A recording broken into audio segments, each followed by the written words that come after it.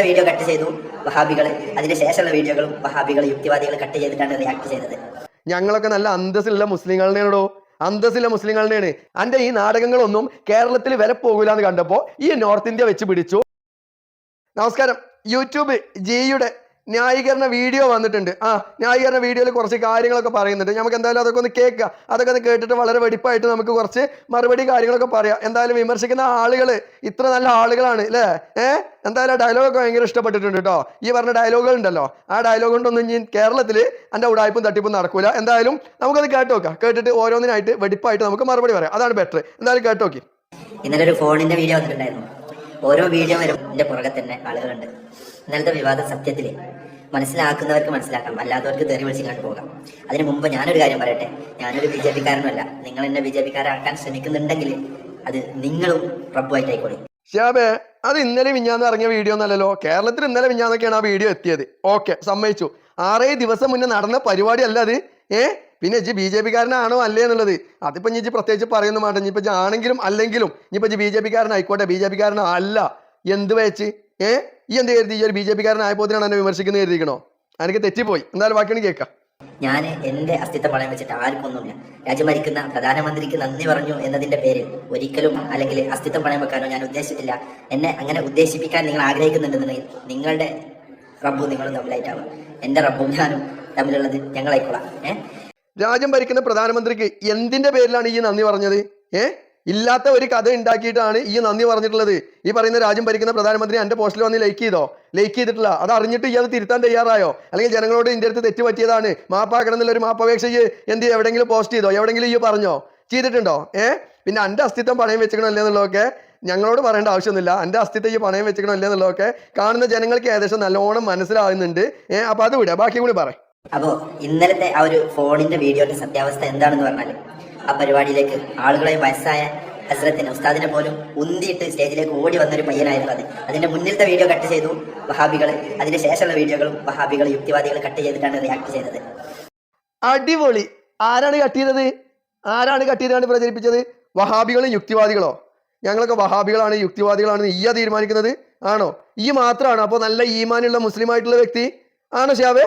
അനക്കെതിരെ പറയുന്ന ആളുകളൊക്കെ വഹാബികളും യുക്തിവാദികളാണോ? ഞങ്ങളൊക്കെ നല്ല അന്തസ്സിലുള്ള മുസ്ലിങ്ങളുടെയാണോ? അന്തസ്സിലുള്ള മുസ്ലിങ്ങളുടെയാണ്. എന്താ അന്നെ എതിർക്കുന്ന ആളുകൾ മൊത്തം യുക്തിവാദികളും അവർ മൊത്തം വഹാബികളാണെന്ന് പറഞ്ഞു കഴിഞ്ഞാൽ ബാക്കിയുള്ള കുറച്ച് ആളുകളെ സപ്പോർട്ട് എനിക്ക് കിട്ടുമല്ലോ അല്ലേ?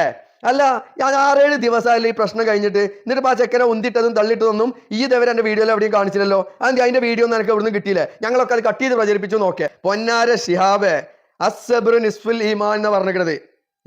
അതായത് ക്ഷമ ഈമാനിന്റെ പകുതിയാണ്. ആ സാധനം പോലും ഇല്ലാത്ത ആണോ ഈ പറയുന്ന ഞങ്ങളെ വഹാബികളും യുക്തിവാദികളും ആക്കാൻ നടക്കുന്നത്? ആണോ ഷിഹാബേ? ഉളുപ്പുണ്ടോ ഷിഹാബേ? ബാക്കിയാണ് കേൾക്കാം നമുക്ക്. അതിന്റെ ശേഷം അയാളെ ഞാൻ കെട്ടിപ്പിടിച്ച് മാപ്പ് പറയുന്നുണ്ട് സ്റ്റേജിൽ നിന്ന് തന്നെ.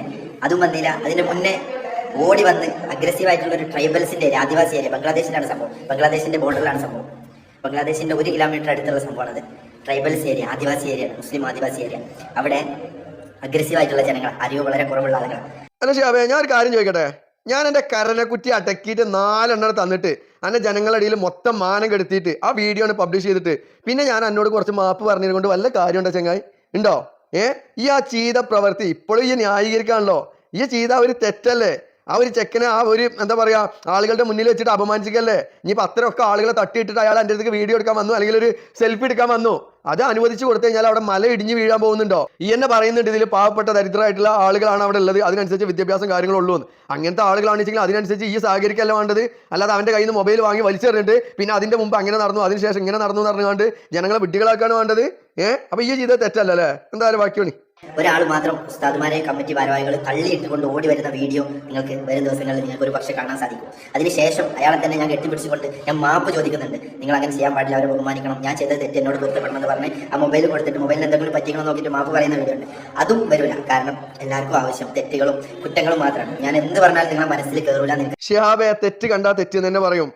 അല്ലാതെ എൻ്റെ തെറ്റും കുറ്റം മാത്രം നോക്കാനായിട്ട് നടക്കുന്നല്ല ഇവിടെ. ഈ ചെയ്യുന്ന തെറ്റുകൾ കണ്ടു കഴിഞ്ഞാൽ അത് തെറ്റന്നെയാണെന്ന് ബോധ്യപ്പെട്ട് കഴിഞ്ഞാൽ അത് തെറ്റാണെന്ന് തന്നെ പറയും. ഈ കുറെ തെറ്റ് ചെയ്തിട്ട് പിന്നെ അതിനെ കുറെ ന്യായീകരിച്ചതിനെ കൊണ്ട് അത് തെറ്റല്ലാതിരിക്കുവോ? തെറ്റ് തെറ്റല്ലാതാകുമോ? എന്ത് എനിക്ക് ഇത്രയും ദിവസമായിട്ട് എനിക്ക് ആ വീഡിയോ കിട്ടിയില്ല? അത് ഫുള്ള് എൻ്റെ ഈ വീഡിയോയുടെ കൂടെ പബ്ലിഷ് ചെയ്യാൻ വേണ്ടിയിട്ട് എനിക്ക് ആ വീഡിയോ കിട്ടിയില്ല. എന്താ ഷിഹാബേ? ബാക്കിയാണ്. പക്ഷേ നിങ്ങൾ മനസ്സിലാക്കേണ്ടത് ഒരു മനുഷ്യനെ പോലും അൽഹംദുലില്ലാ ഇന്ന് വരെ പറ്റിക്കുകയോ കളവ് പറയുകയോ ചെയ്തിട്ട് ഞാൻ ഒന്നും നേടിയെടുത്തിട്ടില്ല. അച്ചടാ, ഒരു മനുഷ്യനെ പറ്റിക്കോ കളവ് പറഞ്ഞിട്ടോ ഒന്നും നേടിയെടുത്തിട്ടില്ല അല്ലേ? ഹജ്ജിന്റെ പേരും പറഞ്ഞ് ഇക്കണ്ട ജനങ്ങളെ മൊത്തം ഈ പറ്റിച്ചത് അതൊന്നും പിന്നെ പറ്റിപ്പല്ല. അതിന് പറ്റിപ്പ് എന്ന് പറയാൻ പറ്റില്ല. ഹജ്ജിനെ ഒരു കച്ചവട ചരക്കാക്കിയിട്ട് ഇക്കണ്ട ജനങ്ങളെ മൊത്തം ഈ വിഡ്ഢികളാക്കിയില്ലേ, ഈ പറ്റിച്ചില്ലേ? അതിനെന്താണ് ഷാബെ പറച്ചില്? പിന്നെ എന്താ ഷാബെ, നല്ല ന്യായീകരണമാണല്ലോ. ഇനിയും ഒരുപാട് വിവാദങ്ങൾ പ്രതീക്ഷിക്കുന്നുണ്ട് വഹാബികളുടെ അടുത്ത് നിന്നും യുക്തിവാദികളുടെ അടുത്ത് നിന്നും. നിങ്ങളുടെ പണി നിങ്ങൾ തുടർന്നുകൊണ്ടേയിരിക്കുക, എൻ്റെ പണി ഞാൻ തുടർന്നുകൊണ്ടേയിരിക്കാം. ഞാനൊരു ഔലിയല്ല, ഞാനൊരു പണ്ഡിതനല്ല, ഞാനൊരു ആലിമല്ല, ഒന്നുമല്ല, സാധാരണക്കാരനായ ഒരു മനുഷ്യൻ. അതാണ് ഷാബെ എന്നോടും പറയാനുള്ളത്. ഈ ഒരു കോപ്പുമല്ല, ഈ സാധാരണക്കാരനായ ഒരു ഹജ്ജ് ചെയ്ത ഒരു ഹാജി മാത്രം, അത്ര മാത്രമാണ് ഈ ആ ബോധം അനക്ക് ഉണ്ടായിട്ടും പിന്നെ എന്തിനാണ് ഈ കോമാളി വേഷം കെട്ടിയാണ്ട് ജനങ്ങളുടെ ഇടയിലൂടെ നടക്കുന്നത്? ഈ ഹജ്ജിന് പോയി വന്നിട്ടുണ്ടെന്ന് വെച്ചെങ്കിൽ ഈ ഇതൊന്നും അല്ല എന്ന് വെച്ചെങ്കിൽ എന്നെ വിളിക്കാൻ വരുന്ന ആളുകളോട് എനിക്ക് പറയാലോ, ഞാൻ ഇതൊന്നുമല്ല, എന്നെ നിങ്ങൾ അംഗീകരിക്കേണ്ട ആവശ്യമില്ല, എന്നെ ഇതുപോലെ പൊതുപരിപാടികളിൽ കൊണ്ടുപോകേണ്ട ആവശ്യമില്ല, ഞാനൊരു സംഭവമല്ല, ഞാനൊരു സാധാരണക്കാരനാണ് എനിക്ക് പറയാലോ. എന്താ ഈ അത് അവരോട് പറയാത്തത്? അതെന്താ ഈ അവരോട് പറയാത്തത്? അങ്ങനെ പറഞ്ഞാൽ ഈ പറയുന്ന പേരും പ്രശസ്തി കാര്യങ്ങളൊന്നും കിട്ടൂലല്ലോ അല്ലേ? ഉളപ്പുണ്ട് ഷാബെ, ബാക്കിയോണി. ഞാൻ ചെല്ലുന്നിടത്ത് ഈ ഇൻസ്റ്റാഗ്രാമിൽ നിങ്ങൾ പറയുന്നത് പോലെ യൂട്യൂബ് ഹാജി ആയിട്ടോ എന്തോന്ന് അറിയില്ല, നിങ്ങൾ പറഞ്ഞ അങ്ങനെ ആക്കിയതല്ലേ, അതായിക്കോട്ടെ, അത് നിങ്ങൾ റബ്ബും.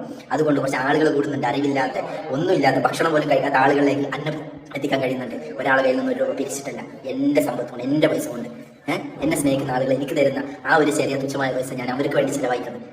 എന്ത് വർത്താന ഷാബെ, ഒരാളിടത്തുനിന്നൊന്നും പിരിച്ചിട്ടല്ലാന്നും പറയുന്നുണ്ട്. അനക്ക് ആളുകൾ തരുന്ന പൈസ കൊണ്ടാണ് ഈ അത് ചെയ്യുന്നത്, അന്റെ സമ്പത്ത് കൊണ്ടാണെന്ന് പറയുന്നുണ്ട്. പൊന്നാര ഷാബെ, ഈ ഹജ്ജിന് പോയി വന്നേക്ക് എന്റെ കച്ചവടമൊക്കെ നഷ്ടത്തിലാക്കിയിട്ട് എന്റെ കച്ചവടമൊക്കെ പൂട്ടി എന്നുള്ളത് ഈ പറയുന്നുണ്ട്. പിന്നെ എന്റെ ഈ സമ്പത്ത് എന്ന് പറയുന്നത് യൂട്യൂബിൽ നിന്ന് കിട്ടിയ വരുമാനമല്ലേ? ഈ സമ്പത്ത് കൊണ്ടാണ് ഈ ദാനം ചെയ്യേണ്ടത്? ആണോ ഷാബെ? അതിൽ എത്രത്തോളം അർത്ഥം ഉണ്ടാവും? ഈ ഭയങ്കര ദീന് പഠിച്ച ആളാണല്ലോ. ഞാനൊക്കെ യുക്തിവാദി വഹാബി, ഇനി ആ കൂട്ടത്തിൽ തന്നെ വെച്ചാൽ കൂട്ടിക്കോ, കുഴപ്പമൊന്നുമില്ല, യുക്തിവാദി ആയിക്കോട്ടെ വഹാബി ആയിക്കോട്ടെ. പക്ഷെ ഈ ചെയ്യുന്ന പൈസ, ഈ സമ്പാദിച്ച പൈസ എന്ന് പറയുന്നത് ഈ യൂട്യൂബിൽ നിന്ന് ഫേസ്ബുക്കിൽ നിന്ന് കിട്ടിയ പൈസ അല്ലേ? ആ പൈസ കൊണ്ട് ഈ ചെയ്ത് കഴിഞ്ഞാൽ അത് എത്രത്തോളം നല്ല രീതിയിലേക്ക് വരും? ഈ ഒന്ന് ചിന്തിച്ച് നോക്കാം. എന്താ ഷാബെ നോണൊക്കെ പറയുമ്പോൾ കുറച്ചൊക്കെ ഉളുപ്പില്ലെന്നോട് പറ ഷാബെ. ഞാൻ ഒരു ഹിന്ദിക്കാരുടെ ഞാൻ അറിവുള്ളവനാണെന്ന് പറഞ്ഞിട്ട് ഇതുവരെ പോയിട്ടില്ല. ഞാനൊരു സാധാരണക്കാരനാണ്. ശരിയാണ്, ഈ ഹിന്ദിക്കാരുടെ ഇടയിൽ ഒന്നും അറിവില്ലവനാണെന്ന് പറഞ്ഞ് എവിടെയും പോയിട്ടില്ല. അത് എൻ്റെ ഹിന്ദിക്കാരുടെ ഇടയിൽ ഈ പ്രസംഗിക്കുന്ന പ്രസംഗങ്ങളും വീഡിയോസുകളും കണ്ടു കഴിഞ്ഞാൽ ഹിന്ദി മനസ്സിലാകുന്ന തലൻ്റെ ഉള്ളിൽ തലച്ചോറുള്ള ആളുകൾക്ക് മനസ്സിലാവും എന്താ ഏതാന്നുള്ളത്. അപ്പൊ അതിനെക്കുറിച്ച് ഞാൻ കൂടുതൽ പറയേണ്ട ആവശ്യമൊന്നുമില്ല അല്ലേ? ബാക്കിയോണി പല ഉദാഹരണങ്ങളും നിങ്ങൾ നോക്കണം കേട്ടോ. ഇതിന് മുന്നേ പല വിവാദങ്ങൾ ഉണ്ടായപ്പോഴും വിവാദം കഴിഞ്ഞ് കുറച്ച് കഴിഞ്ഞപ്പോൾ വീഡിയോ ഡിലീറ്റ് ചെയ്ത പല മാധ്യമങ്ങളുണ്ട്, തലയിൽ കെട്ടിയ ഉസ്താദുമാരുണ്ട്. എന്താ എനിക്ക് മാധ്യമങ്ങളെ പേര് പറയാനും മടി? എന്താ മാധ്യമങ്ങളെ പേര് പറയാത്ത? എന്താ ഉസ്താദ്മാരെ പേര് പറയാത്ത? താലീകെട്ട് കെട്ടിയതിനെ കൊണ്ട് എല്ലാവരും ഉസ്താദ്മാരാകുന്നില്ല. താലീകെട്ട് കെട്ടിയാണ്ട് നെറുകേട് ചെയ്യണ ഒരുപാട് ആളുകളുണ്ട്. ആ ആളുകളെ പറയുമ്പോൾ ചില ആളുകൾക്ക് പറ്റൂല എന്ന് മാത്രം. താലികെട്ട് കെട്ടിക്കൊണ്ട് നെറുകേട് നടത്തുന്ന ഒരുപാട് യൂട്യൂബ് വീഡിയോകൾ ചെയ്യുന്ന ഉസ്താദ്മാരുണ്ട്. പക്ഷേ ഈ കൂട്ടത്തിൽ തന്നെ ഭൂരിപക്ഷം ആളുകളും നല്ല ആളുകളുമാണ്. അത് നമ്മളാരും തിരിച്ചറിയാതെ പോകുന്നത്. അത് കാരണം എന്താണ്?